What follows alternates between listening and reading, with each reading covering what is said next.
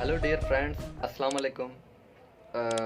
Again, I would like to introduce myself that I plead Javed Ali Salro, High Court, and again I'm in front of you to share the essential knowledge of Constitution of Pakistan 1973. Again and again, I say that essential knowledge and authentical knowledge because the words which are present in the textbook of Constitution of Pakistan 1973, I just only explain so that you may aware, you may catch all the points which are totally as say that cognizable. So well, I would like to change my language. असल में कुछ दोस्तों ने मेरे videos को, कुछ viewers ने मेरे वीडियोस को देख के मुझे कमेंट्स दिया कि काइंडली जो है अपना उर्दू में भी अपना बात की जाए ताकि अपना जो ऑल पाकिस्तानीज हैं they hope so not understanding the English are my speed of way of communication in English. तो इसलिए मैंने सोचा कि चलो आज जो है अपना अपने दोस्तों और व्यूअर्स की जो है कमेंट्स एंड कहने की बदौलत मैं चलो भला क्यों ना आज जो है अपना थोड़ा चेंज भी कर लेता हूँ। English which is total reliable and international language, so I am not forgoing from there. मैं उस चीज़ को छोड़ नहीं रहा हूँ। पहले अपना इंग्लिश में मैं ज़रूर अपना जो है डिस्क्राइब करूँगा which is also present in the text book of the constitution of Pakistan 1973। Word by word knowledge I would like to provide as previous I provided you. तो उर्दू में भी मैं आपको ज़रूर बताऊंगा। जैसे इंग्लिश का पैटर्न कंप्लीट हो जाएगा अपना what ever I choose the topic which is going on, तो जैसे वो कंप्लीट होगा तो मैं आपको उस आर्टिकल की जो है अपना उर्दू ट्रांसलेशन ज़रूर करूँगा ताकि वो आप तक पहुँच सके और आप उससे हासिल कर सकें कुछ और आप उससे अवेयर हो सकें, आप उससे जो है अपना नोइंग हो सकें। फर्दर मोर ये भी मैं आपको बता दूं कि ये चीज़ जो अपना उर्दू में मैं डिस्कस करूँगा, एक्सप्लेन करूँगा आफ्टर इंग्लिश, वो भी मैं text book of constitution of Pakistan 1973 को ही मद्देनजर रखते हुए वर्ड बाय वर्ड नॉलेज वो आप तक पहुंचाऊंगा। चलो वो भी मैं आपको दिखा देता हूं क्योंकि पहले भी मैंने जो है अपना जैसे एक्सप्लेन किया था स्टार्टिंग में, तो मैंने टेक्स्ट बुक अपना आपको शो करवाया था। This is the text book of the constitution of Pakistan 1973 which is totally amended book. तो इसी तरह मैं अगर उर्दू की भी आप तक मालूमात पहुंचाऊंगा उसको ट्रांसलेट करके, जो इंग्लिश में मैं अपना बयान करूंगा उसको ट्रांसलेट करके, तो वो भी एक अपना आपके सामने में बुक रखता हूं क्योंकि आपके इल्म में होना चाहिए कि ये हर चीज़ जो है अपना ऑथेंटिकल है। ये text book of constitution of Pakistan 1973 जो कि उर्दू में है, मेजर एक्ट है, इसको मैं अपना फॉलो करूंगा आप तक पहुंचाने के लिए। तो मज़ीद अपना आगे बढ़ने से पहले मैंने आपको इंट्रो दे दिया और आपको अपना एक्सप्लेन भी कर दिया कि what today I would like to share with you. So आप जानते हैं कि हम अपना इस वक्त जो है अपना 88 आर्टिकल तक जो है पहुँचे हैं। 88 आर्टिकल जो है वो कंप्लीट हो चुका है। 88 आर्टिकल अगर आप थोड़ा रिमाइंड करें तो हम अपना प्रीवियस जो अपना बताया है, मैंने एक्सप्लेन किया है, उसको मैं अगर थोड़ा जो है रिमाइंड करवाऊं तो वो कुछ इस तरह से थे कि हम अपना इस वक्त जो है अपना हम स्टडी कर रहे हैं कॉन्स्टिट्यूशन ऑफ पाकिस्तान 1973 पार्ट 3 हम पढ़ रहे हैं। तो पार्ट 3 में आपको रिमाइंड करवाने के हवाले से मैं ये अपना आपको शेयर करके बता रहा हूँ कि पार्ट 3 में हमने जो है अपना चैप्टर 1 पढ़ा था, आर्टिकल 41 से लेकर आर्टिकल 49 तक, जो कि अबाउट द प्रेसिडेंट था, तो वो हमने कंप्लीट कर लिया है। फर्दर उसके बाद जो है अपना चैप्टर 2 आया था। चैप्टर 2 में हमने 50 आर्टिकल से लेकर 61 तक हमने जो आर्टिकल्स थे कॉन्स्टिट्यूशन ऑफ पाकिस्तान 1973 वो कंप्लीट कर दिए थे और जो कि अपना रिलाय करते थे पार्लियामेंट पे, मजलिस शूरा 50 to 61 तक, ये अपना पार्लियामेंट के हवाले से थे, तो जो भी हमने कंप्लीट कर दिया है। तो 61 के बाद आपको पता था, मैंने आपको प्रीवियस बताया था कि 61 के बाद ये चैप्टर कोई स्टार्ट नहीं हो रहा है, सेम चैप्टर है और सेम पार्ट है। तो 61 के बाद जो है टॉपिक आया था province as member of Majlis Shura parliament. तो वो जो है आर्टिकल कंसिस्ट कर रहे थे, स्टार्ट हो रहे थे अपना 62 से स्टार्ट हो रहे थे, तो द एंडिंग हो रही थी इन आर्टिकल्स की 62 to 66 तक। तो ये अपना province as member of Majlis शूरा के हवाले से था। तो मज़ीद उसके बाद फिर टॉपिक आया था दैट प्रोसीजर जनरली। तो वो स्टार्ट हो रहा था आर्टिकल 67 से 67 टू 69 आर्टिकल तक प्रोसीजर जनरली था. That was also very good topic and I also discussed and explained it to you viewers. And उसके बाद भी टॉपिक था जो कि लेजिस्लेटिव प्रोसीजर था.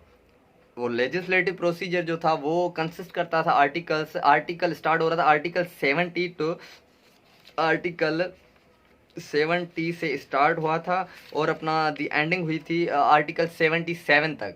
Article 70 to 77 article of constitution of Pakistan 1973 ये अपना हमने रीड आउट किया था, हमने अपना इसको पढ़ा था जो कि लेजिस्लेटिव प्रोसीजर था. मज़ीद अपना उसके बाद एक टॉपिक आया था जो है अपना फाइनेंशियल प्रोसीजर था. अभी ये फाइनेंशियल प्रोसीजर वो क्या होता है वो भी मैंने अपना प्रीवियस क्लास में बताया था कि ये, और हाँ, ये फाइनेंशियल प्रोसीजर जो है ये आर्टिकल कंसिस्ट करता है आर्टिकल 78 तो आर्टिकल 88. तो ये इन पे रिलाई कर रहा था जो, तो अपना 88 आर्टिकल तक हमने अपना कंप्लीट कर दिया है. Authentical and essential knowledge from the text book of the constitution of Pakistan 1973 I provided you. Further more अभी एक और टॉपिक है इसमें after financial procedure which was completed on the article 88. Now this is another topic, not a chapter, same chapter and another topic. Same chapter, it means chapter 2 and part 3, and topic is about ordinances. So first of all I would like to share in English because English is very necessary. This textbook is very much essential. So let's enjoy and let's get a knowledge. After that don't go away from here. After completion of the English pattern of this article 89 article, it means this topic ordinances. After all, when it has been completed, I will share you the same knowledge in Urdu, also from the textbook of the Constitution of Pakistan 1973, ताकि ये भी एक essential होना चाहिए, इसलिए मैंने आपको अपना ये शेयर करके बताया. तो now let's move and enjoy.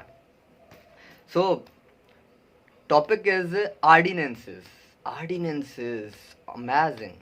हम देखते रहते हैं कि यार कभी ये ऑर्डिनेंस आ गया, कभी ये ऑर्डिनेंस आ गया, कभी ये ऑर्डिनेंस आ गया. तो ये ऑर्डिनेंस जो होते हैं ये क्या होते हैं, ये कैसे पास होते हैं, कौन पास करता है, किसके पास पावर्स हैं, क्या अथॉरिटीज़ हैं, क्या रेमेडीज़ हैं, क्या लॉ है. तो इसके हवाले से कॉन्स्टिट्यूशन जो बताएगा which is totally essential, because this law the constitution of Pakistan 1973 is mother of all the laws.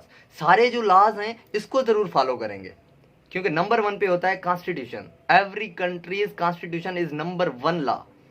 Because I also shared with you in my previous classes that constitution, I'm talking about all the independent countries, that all independent countries consist the constitution, that the constitution means it is the country. Of course constitution है तो उसी के हवाले से हम चल रहे हैं ना, हमारी कंट्री चल रही है, हमारा अपना जो भी लॉ है, जो भी अपना मूवमेंट है, जो भी अपना असेंबलीज हैं, वॉट एवर सो जो भी है, जैसे हमने फंडामेंटल राइट्स में पढ़ा है, तो ये सारा डिपेंड करता है कॉन्स्टिट्यूशन पे. So every country consist on the constitution which is the country and the country it is the constitution.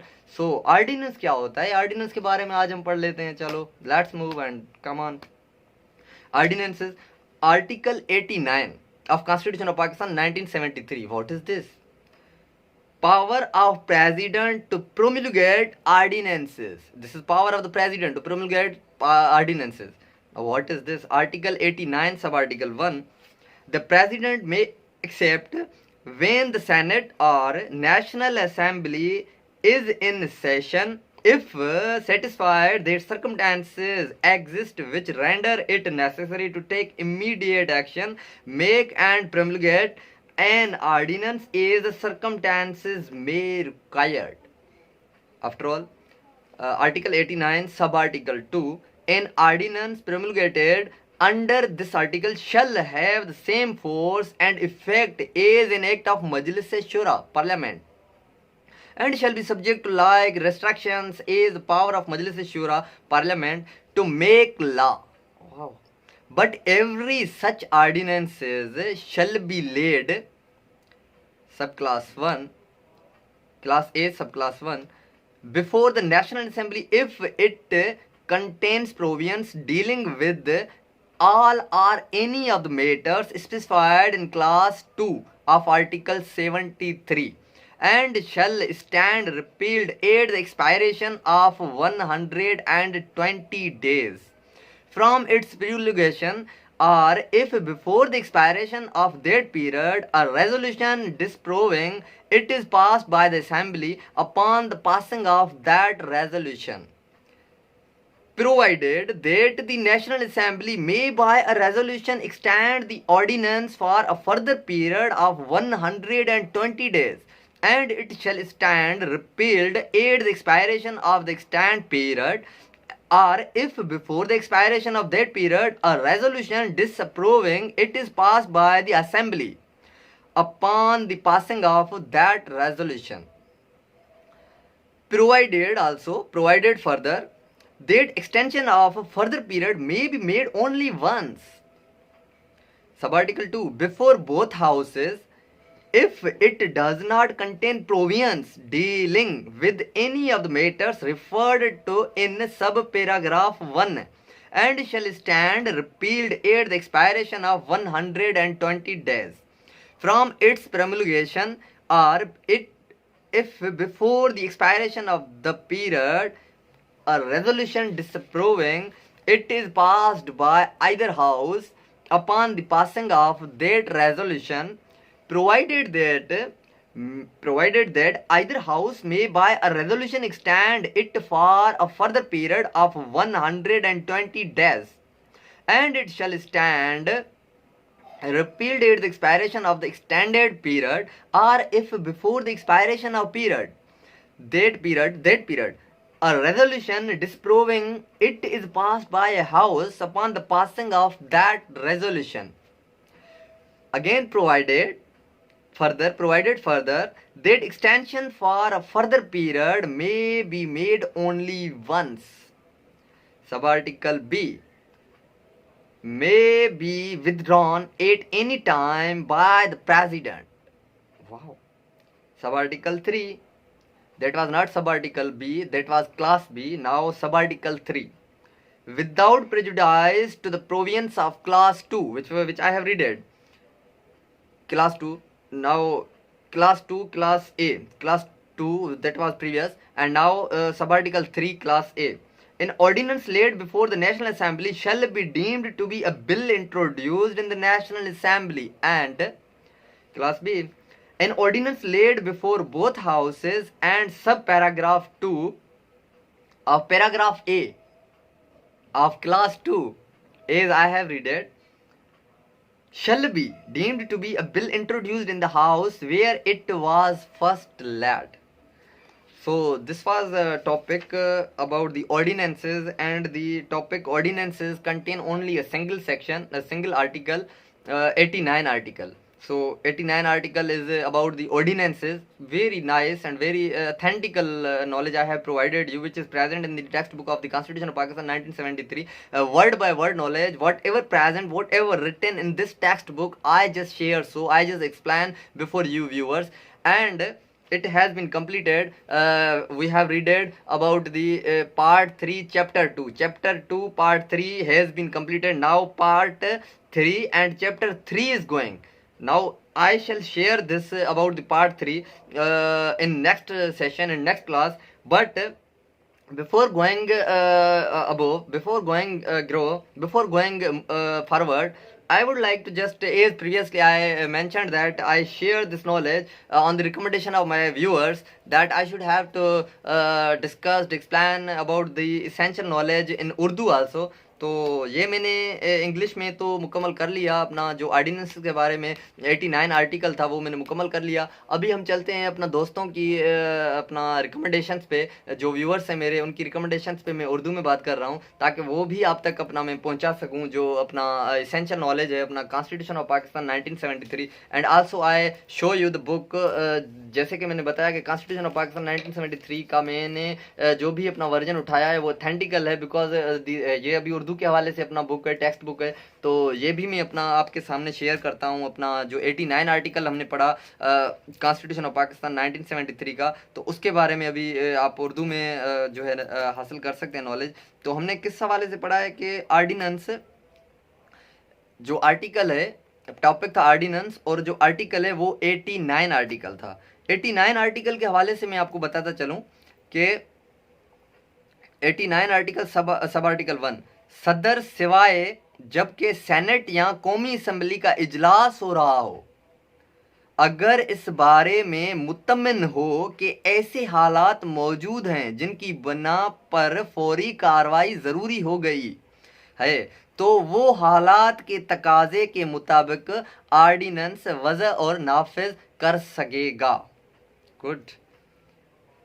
अच्छा, इस सब आर्टिकल 2, इस आर्टिकल के तहत नाफिज करदा कोई आर्डिनेंस वही कुव्वत व असर रखेगा जो मजलिस शूरा पार्लियामेंट के एक्ट का होता है और वैसी ही पाबंदियों के ताबे होगा जो मजलिस शूरा पार्लियामेंट के इख्तियार कानूनी साजी पर आयद होते हैं। लेकिन ऐसे हर आर्डिनेंस को अलफ पेश किया जाएगा। अव्वल,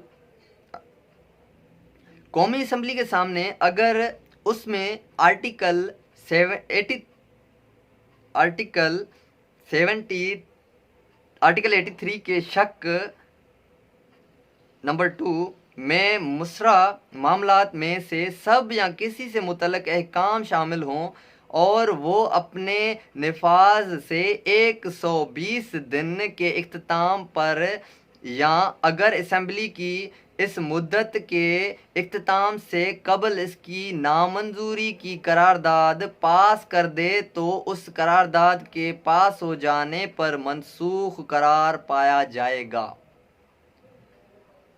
मगर शर्त यह है कि कौमी असम्बली करारदाद के ज़रिए आर्डिनेंस की मज़ीद 120 दिन तक तोसी कर सकेगी और इस तोसी शुदा मुद्दत के इख्तिताम पर इसको मनसूख समझा जाएगा अगर असम्बली इस मुद्दत के इख्तिताम से कबल इसकी नामंजूरी की करारदाद पास कर दे तो इस करारदाद के पास हो जाने पर मनसूख मुतसव्विर किया जाएगा। मज़ीद शर्त यह है कि मज़ीद मुद्दत के लिए तोसी एक मरतबा दी जाएगी। दोनों ऐवानों के सामने अगर इसमें ज़ेले पैरा अव्वल में महमूला मामलात में से किसी से मुतल्लिक अहकाम शामिल ना हों और वो अपने नफाज से 120 दिन के इख्तिताम पर या अगर दोनों में से कोई ऐवान इस मुद्दत के इख्तिताम से कबल नामंजूरी की करारदाद पास कर दे तो इस करारदाद के पास हो जाने पर मनसूख करार दिया जाएगा।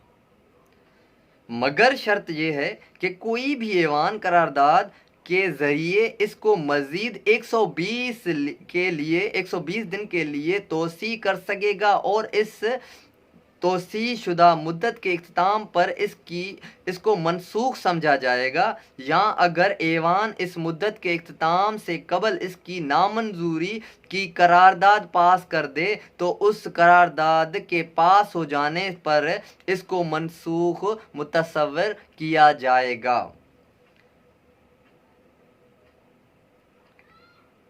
मज़ीद शर्त यह है कि मज़ीद मुद्दत के लिए तोसी एक मरतबा दी जाएगी और बे में है सदर की जानिब से किसी वक्त भी वापस लिया जा सकता है। सदर की जानिब से। अच्छा, सब आर्टिकल 3 है। सब आर्टिकल 3 के अहकामात से मुतनाकिस हुए बगैर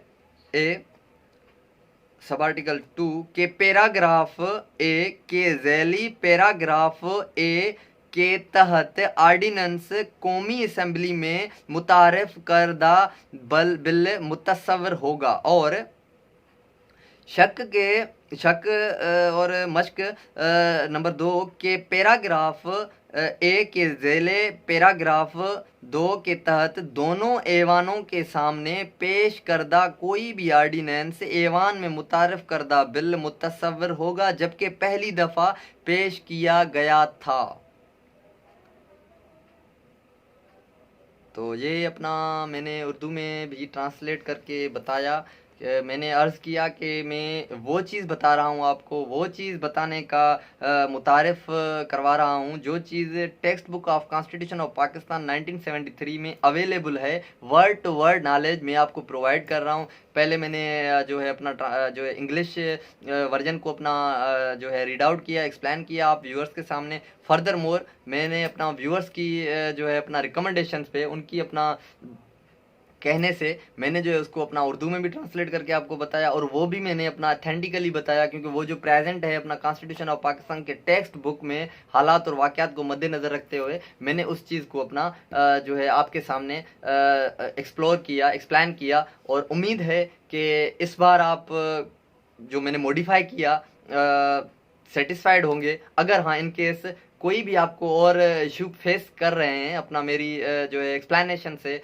मेरी अपना जो है एक्सप्लोरेशन से, वॉट एवर सो, जैसे कुछ व्यूअर्स और दोस्तों ने मुझे अपना टेक्स्ट किए, मैसेजेस किए, कमेंट्स किए कि सर अपना इस हवाले से आप इस चीज़ को अपना जो है डिलीवर करें तो बेहतर होगा हमारे लिए भी और दूसरे दोस्तों के लिए भी। तो आपके सामने भी ये टास्क है। अगर in case you have any kind of the difficulty during watching the video, you may comment me, you may text me, I will provide you. आपके कहने के मुताबिक मैं आगे जो है अपना मूव ऑन होता चलूँगा, क्योंकि जो कॉन्स्टिट्यूशन का अपना सब्जेक्ट मैंने उठाया है आप भाइयों और दोस्तों और बहनों तक पहुंचाने के हवाले से very authentical है।